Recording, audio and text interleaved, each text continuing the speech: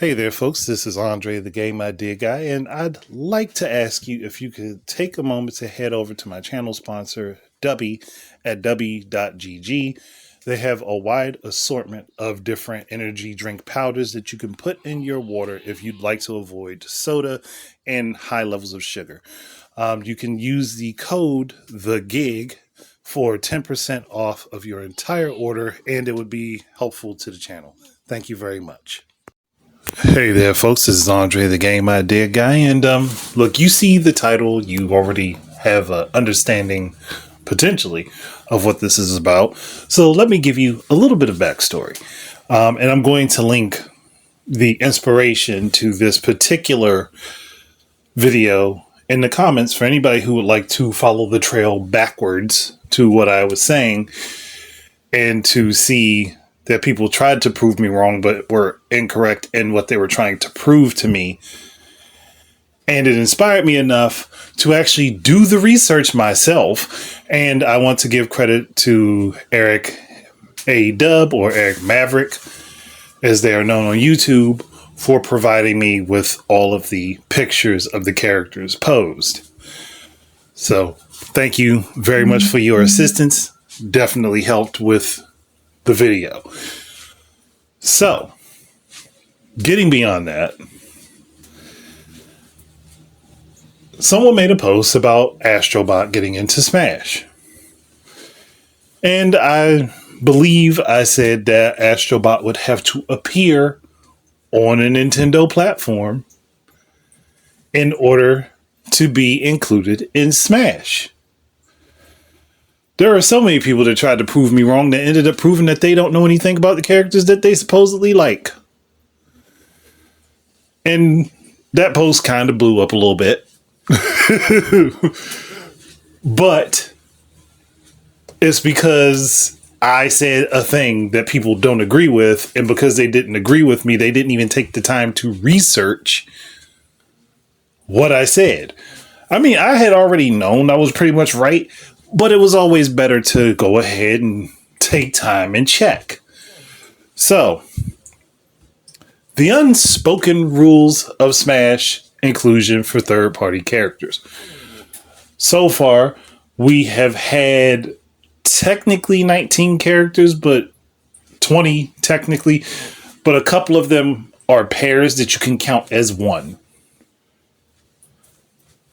which will become obvious as you're watching this, and it'll be very easy to figure out who is who. But the only spoken rule about Smash inclusion for any character at all is that they have to originate as a video game character. That's the only spoken rule. That's it. That's the only spoken rule. Now, there are potentially some unspoken rules that would apply. One of them is that the character has to appear on a Nintendo platform. Not specifically the one that version of Smash has come out on. Just that they have to have some tie to Nintendo, having had a game on a Nintendo platform. Again, this is for the third parties.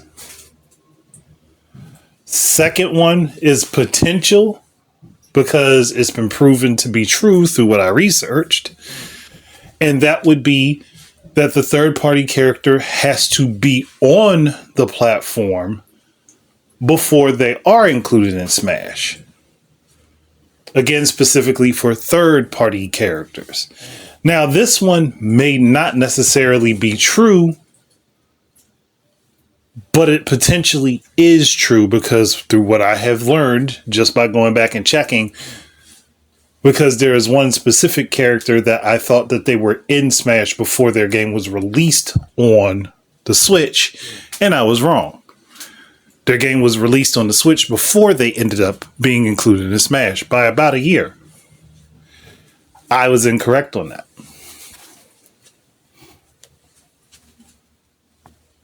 The last thing is simply that Nintendo has to have a contract with them to put the character in the game. And that's kind of, they don't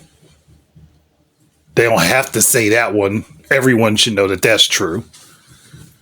Be kind of weird to try to throw somebody else's character in a game that you don't own and then potentially get sued over putting them in your game. Just not a good idea to try that. So, now that that's out of the way, I'm going to get to all of the characters, the game that they first appeared in, the year that game came out, the Smash game they ended up in, and the year that they ended up in that game. Not necessarily the year that Smash game came out, the year they ended up in that Smash game because of DLC. So, simple as that. I don't know what order I'm going to put these in, so you'll just have to bear with me. There's probably going to be some cuts in the audio recording because I'm going to be stopping recording each individual segment, and then I'll spruce it up along the way. Okay? Okay, let's get to it. So before we get into the characters, just really quickly, want to give a rundown of the rules. There are only 3 of them. That's it. It's only 3 rules. It's not some big grandiose thing, but it's 3 very simple rules that make this happen, that make it possible for third-party characters to make it into Smash. So, the very first rule, the one that we were told explicitly, is that a character has to originate from video games. Meaning it can't be a comic book character, TV show, movie, anime. They can't be any of those things first and then put into a video game. They have to come from video games. Their first appearance in existence has to be in a video game, as far as public releases go. Okay? The second rule. The character has to grace a Nintendo platform. Not before, not after, just that they have to grace a Nintendo platform. So, and it doesn't matter if it's a mainline game in their series or a spin-off or a title that they were a guest character in. As long as that character has appeared on a Nintendo platform in a game that is available to be played on one, they can be included in Smash. And the last rule, the one that makes sure everything actually happens, they have to set up a contract with the company that owns the character to get them included. And depending on what company the character is from, that can be difficult. But they have to get a contract set in place. Simple as that. I mean, that one should have been very apparent, but some people would probably miss that. Okay, so those are the 3 rules. That's it. That's all we're concerned with. And all of these rules apply to each one of these characters. All right, let's get going. Here we have Sonic, the ever eternal rival to Mario that hasn't been doing as well as Mario, but still keeps trying. Gotta give him the credit for that much. So Sonic's first outing on a Nintendo console was Sonic Advance for the Game Boy Advance, which released in 2001. Sonic's first appearance as a character in Smash happened in 2008 with Super Smash Bros. Brawl. Pac-Man. Pac-Man ended up on the NES with Pac-Man in 1984. That was his first appearance on a Nintendo platform, 1984. Then he ended up as a member of the roster for Smash for Wii U and 3DS in 2014. On to Bayonetta, or Cereza, which is her proper name, whereas Bayonetta is more of her title. Bayonetta first appeared on a Nintendo console with the port of Bayonetta and the release of Bayonetta 2 for the Wii U in 2014. She then went on to be a member of the cast for Smash for Wii U and 3DS in 2015. Simon Belmont, one of my favorite characters in fiction and gaming, who was the first Belmont, the original Belmont that we played as in our very first Castlevania game, which came out on the NES in 1986. Simon made his debut in Smash in 2018 as a member of the roster for Super Smash Bros. Ultimate. Kazuya Mishima, one of the characters that has been the protagonist and antagonist of the Tekken series. First appearance on the Nintendo platform was with Tekken 3D Prime Edition, which came out in 2012.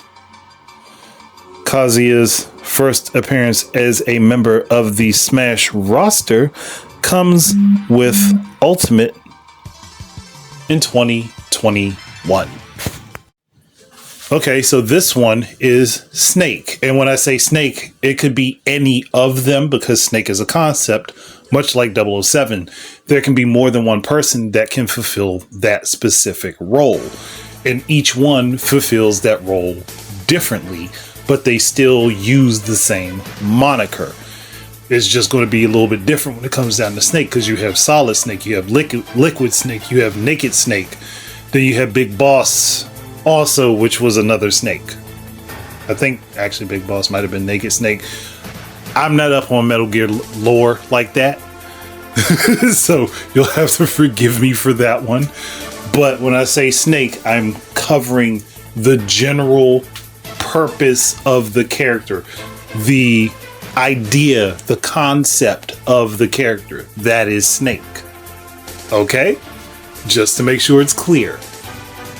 So, Snake first appeared on Nintendo on the NES in Metal Gear in 1988. Then, Snake, who was incorrectly called Solid Snake in Super Smash Bros. Brawl, ended up in Brawl in 2008. Joker, which was one that people were contentious about with the rules. Joker made his first appearance on a Nintendo platform with Persona Q2 in 2018. Then he went on the following year to become a member of the Smash roster in 2019 with Super Smash Bros. Ultimate. We're on to Ryu. This one's pretty simple. Street Fighter II World Warrior, which was released on the SNES or Super Nintendo in 1992, is his first appearance on a Nintendo platform. His first official appearance on a Nintendo platform. His first official appearance in Smash was in 2006 for Smash for Wii U and 3DS. Hero, which is a character who is a concept. That's why there are multiple different variants of the hero from Dragon Quest. And based off of that, not the specific character from these specific games, but the moniker, the placeholder of the hero character. That started with OG Dragon Quest, which came out on the NES in 1986. Hero got included into Smash in 2019 in Smash Ultimate. We're on to Cloud Strife, a member of the Final Fantasy universe, namely Final Fantasy VII, but he has also been in other games. And guess what one of those other games was that he ended up in, which was his first appearance on a Nintendo platform? Kingdom Hearts Chain of Memories for the Game Boy Advance, which came out in 2004.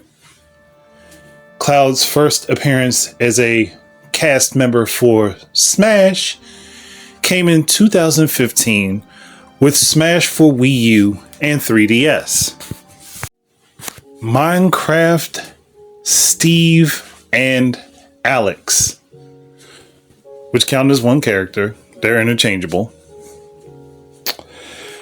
Minecraft released on the Wii U in 2015, which was the very first iteration of Minecraft to grace a Nintendo platform.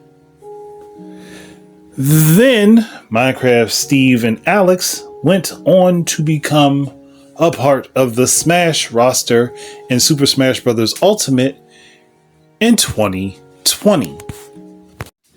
Okay, so this one's a special one, and that's because these two characters did not appear at the same time originally, even though they do have a game together, which is the first starring role for Banjo. So Banjo first appeared in Diddy Kong Racing in 1997. Then went on to be paired with Kazooie and Banjo Kazooie in 1998. So Banjo first appeared in Diddy Kong Racing 1997. Kazooie first appeared in Banjo Kazooie in 1998. And because of this being so special that Banjo and Kazooie were pretty much Nintendo characters during that time frame, because this was before the acquisition of Rare by Microsoft. But they ended up appearing in Smash Ultimate in 2019. So it took them a while to come back home, but they came back home. Mega Man, my favorite mascot character, my favorite series. Mega Man made his first appearance on a Nintendo platform with the self-titled Mega Man, or Rockman if you're in Japan. That was in 1987 on the NES. Mega Man got included in the Smash roster for Smash for Wii U and 3DS in 2014. Terry Bogard, one of my favorite fighting game characters, made his first appearance on a Nintendo platform with the Super Nintendo in the modified version of Fatal Fury, which played more like Street Fighter 2 because you couldn't jump from front to back row and back to front row like you could in the arcade and Sega Genesis equivalents. Just a little fun fact to throw in there for people. That game came out in 1993. Terry makes his first appearance as a member of the Smash roster with Super Smash Bros. Ultimate in 2019. Richter Belmont, who first appeared on a Nintendo platform on the SNES, the Super Nintendo, as the lead character in Dracula X in 1995.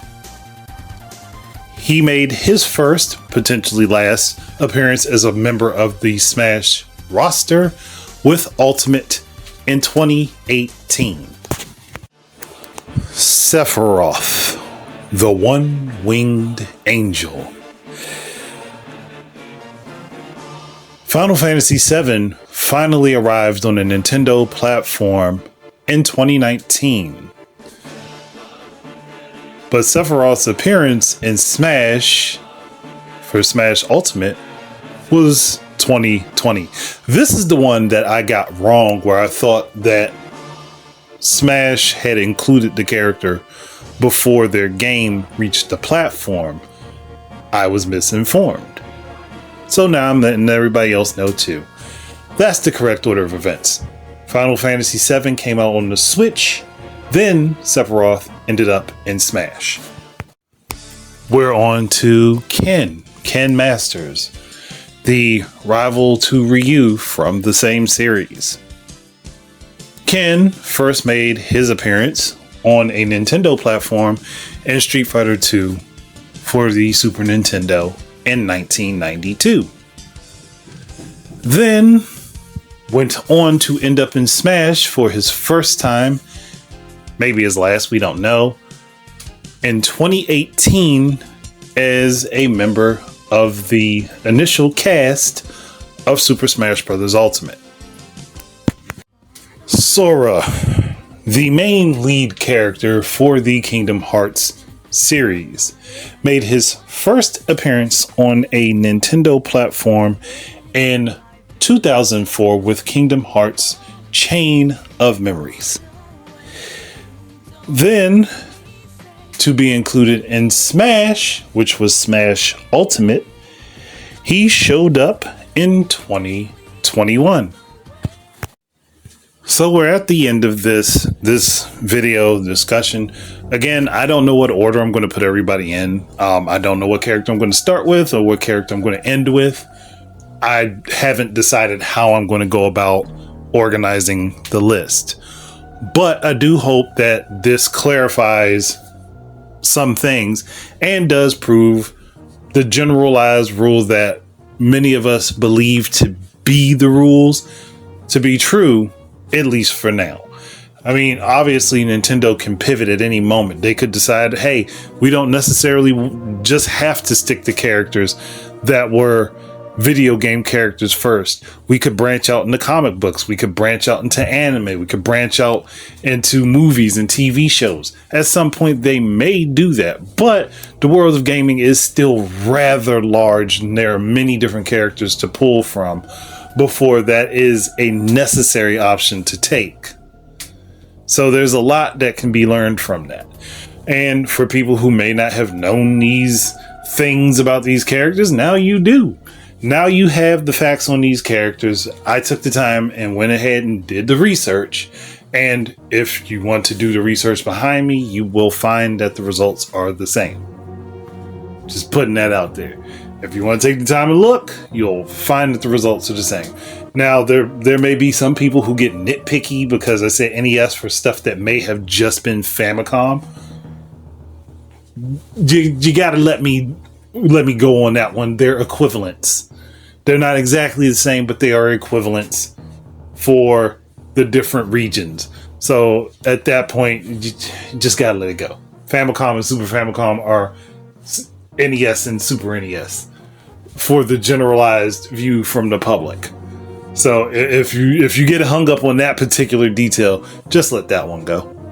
Like it's not going to break anything to reference the platform you are more familiar with.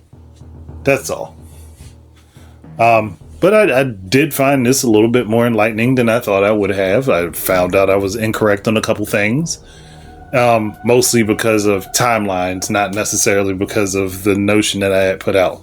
So again, the basic rules are, officially we know it has to be a video game character, which can change.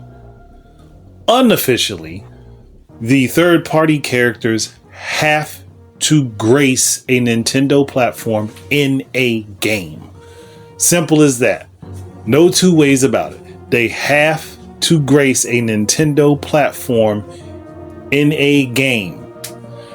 Currently, it stands as it has to be done before they make it into Smash, but that doesn't necessarily have to be the way it goes, because if memory serves correctly, Roy ended up in Melee before his game officially came out over here in the US. I don't know for certain. I think that's the case. Again, I could be wrong on that. But Roy is also a first party character, and Nintendo could have been planning for that for a while. So it's a little bit different than with third party characters. where they have to work out contracts and work with the companies that own these characters in order to make a beneficial contract for this to happen. So again, I'm just pointing out what I can see from what I checked into. I didn't do anything based on first party characters. Now, doing this, I kind of think I should particularly do characters that are in Smash that are from the same series that are first party.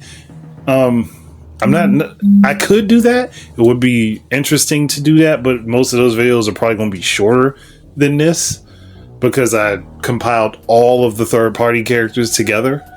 I don't know. If anybody's interested, I might do it. I might just do it for each series. But then again, I think there are probably other people that are already doing stuff like this. I did this one particularly for my own satisfaction. I'm not even going to lie. I did this one for my own satisfaction. I might do the other ones, though, because I kind of want to do them. But at the same time, I'm not in any rush. But that's no big deal. But thank you very much for getting to this point. If you did, thank you for listening. And if you are not subscribed, please do. I really would like to grow this channel and try to do more things. I want to be able to engage with the community that listens, and I want to build a community here and make it into something. Like I've been on YouTube for a while, so YouTube and several other places. So let's go ahead. If you're listening to this on Spotify, please follow on Spotify or wherever you hear this. Please give a follow. Thank you very much, and keep your eyes and ears up for more stuff from me. And until the next time, enjoy your games and peace out, everybody. This is Andre, the Game Idea Guy, and I'd like to thank you once again for tuning in. If you would be interested in supporting my efforts in content creation, please head on over to Amazon and look up The Game Idea Guy Presents Gaming Word Search, and you will find both Volume 1 and Volume 2 up for sale. Thank you very much once again, and I hope to be able to create more content for you in the future. Peace out.